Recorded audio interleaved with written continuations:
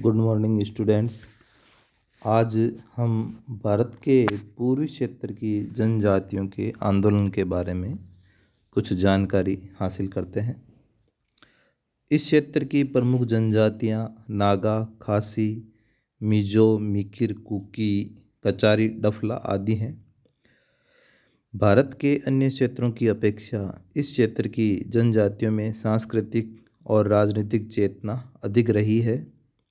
यहाँ की जनजातियों की भौगोलिक और मानवशास्त्रीय पृष्ठभूमि समान होते हुए भी सांस्कृतिक और भाषाई विशेषताएं अलग अलग हैं।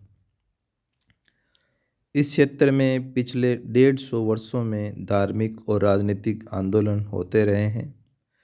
अंग्रेजों से पूर्व स्थानीय राजा के विरुद्ध और अंग्रेजी शासनकाल में भी उनके विरुद्ध विद्रोह के रूप में यहाँ राजनीतिक आंदोलन हुए।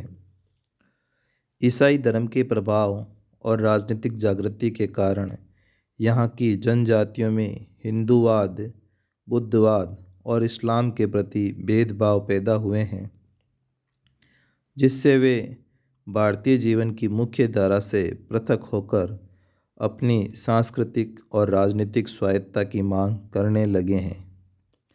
राजनीतिक स्वायत्तता और नागा राष्ट्रवाद के लिए यहाँ अनेक आंदोलन हुए, जिनका संचालन Naga club, Naga national council, Naga youth movement तथा नागा वुमेन सोसाइटी द्वारा किया गया।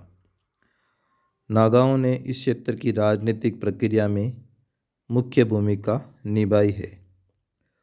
स्वतंत्रता प्राप्ति के बाद इनकी स्वायत्तता की मांग में कोई कमी नहीं आई। नागा राष्ट्रीय परिषद, Assam hill tribe union, eastern Indian tribal union, all party hill council आदि ने स्वायत्तता की मांग को तीव्र ही किया है और इसके लिए उन्होंने कई बार हिंसक तरीकों का भी सहारा लिया है। चीन, बर्मा, पाकिस्तान पास होने के कारण आक्रमण के बाद वे इन देशों में भूमिगत हो जाते हैं। कई बार तो चीन और पाकिस्तान ने इन्हें भड़काया और चोरी छिपे अस्त्र शस्त्र और पैसा भी दिया है। इनकी समस्या को हल करने के लिए अशोक मेहता कमीशन, पाटस्कर कमीशन तथा जयप्रकाश पीस मिशन ने भी प्रयास किए। इन आंदोलनों के परिणाम स्वरूप 1961 में नागालैंड राज्य की स्थापना की गई।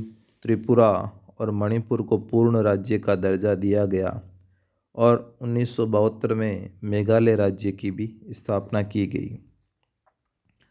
छोटा नागपुर क्षेत्र में अनेक सामाजिक, राजनीतिक और धार्मिक आंदोलन भी हुए हैं।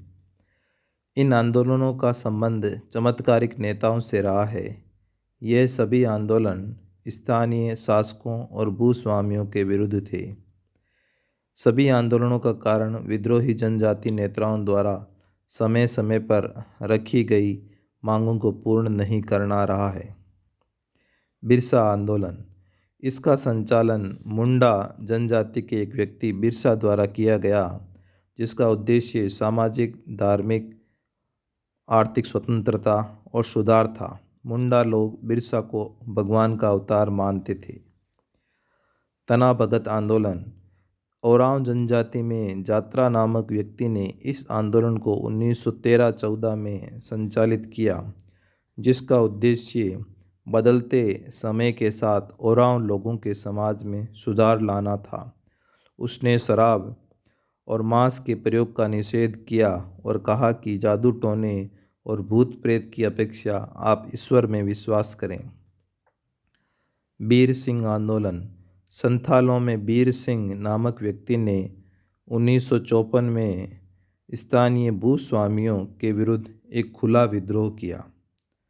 1871 में भागीरथ राम द्वारा भागीरथ आंदोलन चलाया गया।